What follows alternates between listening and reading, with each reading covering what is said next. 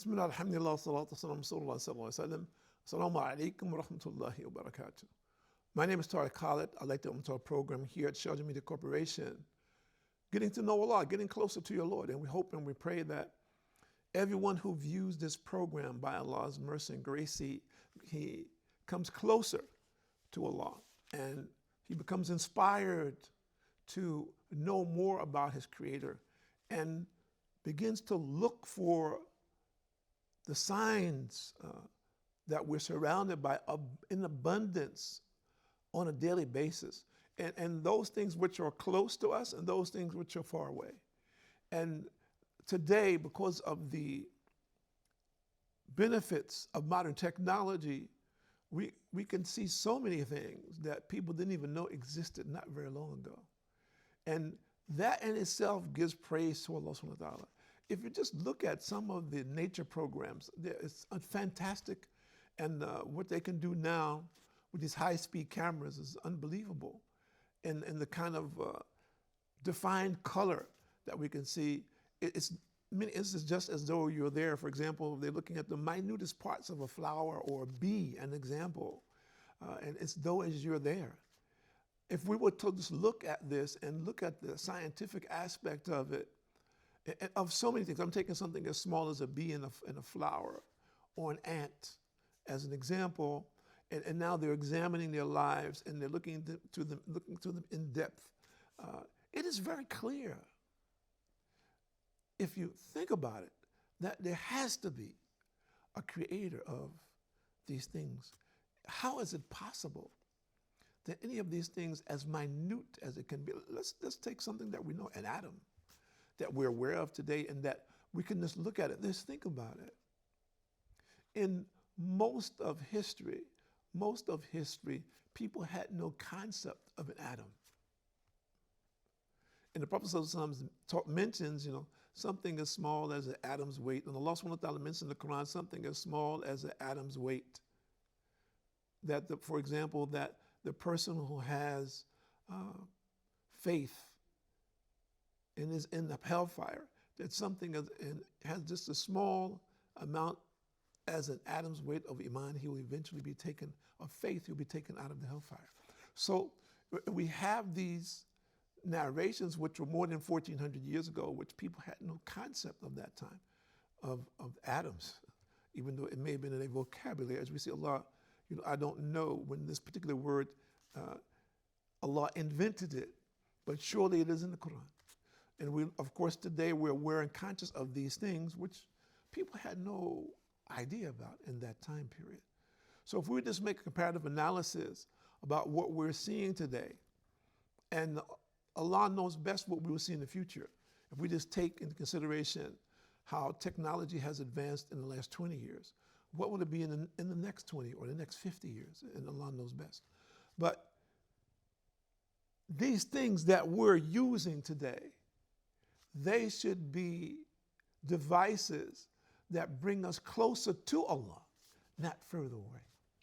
They should make us realize more and more that how great is the creator of all of these things. The more we investigate them, the more we find out about them, the depth of them. For example, we live in the desert, and if you look at the scientific discoveries about the desert, about what's under the desert, about the flowers, about the animals, the insects in the desert. And if you've been in the desert and you see 360 degrees, nothing but sand. The average person, that's all you're going to see is sand, no water, as an example. And the capabilities that Allah has given insects, animals to live in the desert, how is that possible that it could ever, any of us who have spent time know that without question, that there had to be a creator of this, man. This could not possibly just happen of its own accord. How in the world could anything survive out here in the heat of the summer at 60 degrees, as an example, or 140 degrees Fahrenheit, and maybe higher at sometimes? What could survive there with no water? So how is this possible? And yet and still we see that in the desert, like in this season, when there is dampness and or there is a little rain, you can see all kinds of plants come up as they come from nowhere. So it is clear and evident for us, and I think it is clear truly for anyone who really contemplates about it, about the greatness of Allah, that there has to be a creator. You might say, I don't know who that creator is. I don't know what his requirements are. You might say that. But we have an answer for that also, if you wish to listen. But for a person to say that there is no creator, I think that is just convenience. It gives a person a convenient way to do as he chooses, to live in his life without rules and regulations. He might live according to the law of the land where he lives at, and that's it. But it gives him opportunity to be outside of the parameters which Allah has defined for the believers. And this becomes his comfort zone, which is not really a comfort zone. You should be very careful if you're out there in that space. Just recently, I talked to a young lady from Australia who said that I was originally a Christian and then, I became basically away from religion. So we said, and then she says, but I read the Quran and now, it has revived my faith. I says, well, of course it revived your faith, but the question you have to ask yourself is, are you ready to change your life? Allah is asking you to change your life.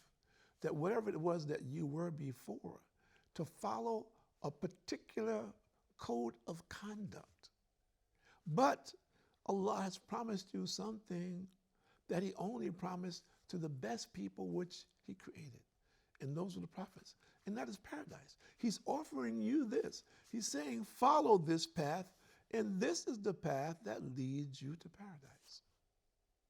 She said, well, my family is Christians, and I'm debating with my father about this particular verse that goes something like this in the Bible, that supposedly that this verse was spoken by Jesus Christ, that you will not enter the kingdom of heaven, but through me, I'm the way and the light, something to that effect.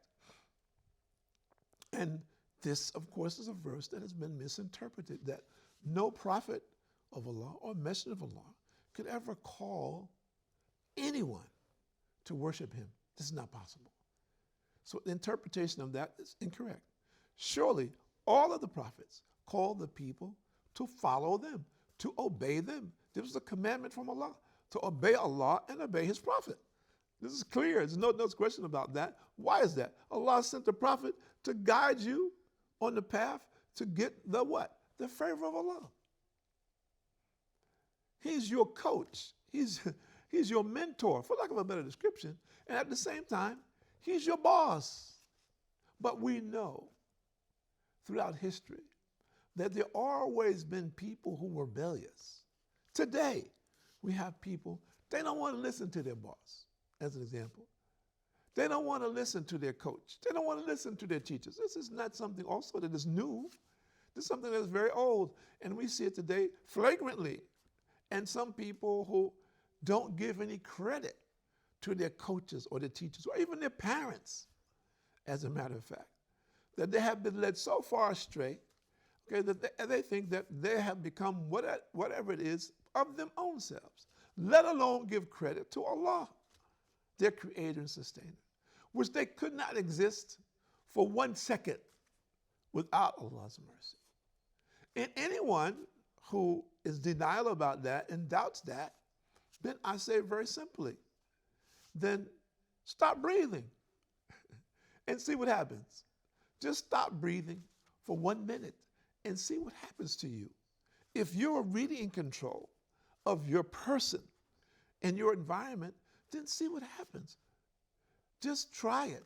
Just try to hold your breath for 1 minute and see what happens to you. So if you do that, then just imagine if Allah didn't provide you with the oxygen that is required. And that there will come a time when that will happen. When then all the oxygen on the earth will not help you. Ask you a question. Are you preparing for that time? Are you ready? What have you sent ahead of you? Oh, you don't believe in the hereafter? You only believe in the here and now? So you're willing, ready, and able to be trapped because you wouldn't pay attention? That's just as though the people who hear radio report, television report, that there's a huge storm coming. And now, with the equipment they have, they can show you, this is the eye. This is the eye of the storm. The eye of the storm is moving towards your house, mister. It will be at your house in 1 hour if it continues at the same rate. I suggest that you get in your car and you go as far away as you can from it. Would you be among those people who says, well, don't worry about it. I can handle it. Maybe that storm won't hit my house. This is absurd. But we know today, we have people of this mentality. It's absurd. So similarly, we have people who are misguiding us from the truth. And subhanAllah, many of those people know the truth. They are agents of Satan. They're slaves of their desires. So they have been pimped and bought out by Satan and misled by him. Of course, he's giving them some little trinkets to satisfy their desires right now. So they feel that they're above and beyond others. And of course, it's a huge trick. And Shaitan is laughing. He's saying this man is very influential. This woman is very beautiful. This man is very rich. This woman is very intelligent and very highly educated. So what do? We trip out on this. Shaitan takes us out so that we become elitists in our mentality. We become segregationists in a way, for lack of a better description, when we talk about and we relate to other people. There are certain people who we don't talk to, or we do not interact with, or who we do not show any respect for, because they're not on our level in whatever it is, status, or whatever that status might be. And everyone knows this. This is a global thing. The question, we come back to that question. What will be your condition when you return to your Lord? Will your wealth and your family help you? Will they be able to help you? Your knowledge, will it be able to help you? Even your actions. Were your actions the correct actions? Will they benefit you when you come before your Lord? Or will they be against you? Now is the time to decide. Now is the time to make effort, to qualify our lives. Yes, people always say, brother, why are you always talking about dying? Why can't you talk about something nice? We're enjoying our life here today. Why do you want to spoil it? Because Allah says more or less, every soul shall have a taste of death, young and old, male and female, every nation, every language, every complexion. There's not one that distinguishes itself from the other. And the best among us is those who show taqwa, the hope and fear of Allah subhanahu wa ta'ala. So if we individually look at our particular status today, where do I stand in my relationship with my Lord? Understanding this religion, implementing this religion in my life. Why? Because it's a commandment from Allah. And if I want to favor Allah, then this is the procedures that I will follow. We all follow procedures every day of one type or another. So shouldn't we want to put ourselves in line now, especially when we know that the end of this time could be any minute? The law can just finish it, over. And if that happens, we have to look at ourselves and say, what will be my condition? If my life was to be ended today, where would I be? What would I be doing? Would I be doing something that is favorable and beneficial for me, or something that isn't? And I need to look at my life and see how much time I'm spending doing those things which are beneficial. And the things which may not be beneficial for me specifically, what am I doing in relationship to that? To helping others, support others, to spread the good in our society, wherever it is that we may be in the world. How much time do I spend as being a leader of those who wish to please Allah, of those who encourage everyone about our high moral standards and the importance of it, significance of it, and implementing it and making it real for us on an everyday basis, and dealing with the community as at large, being concerned about the condition of my community and working for its development and its upliftment. And people say, well, I live in a highly developed society. Everybody around me is millionaires. What are you talking about, upliftment? What are you talking about, buddy? Really?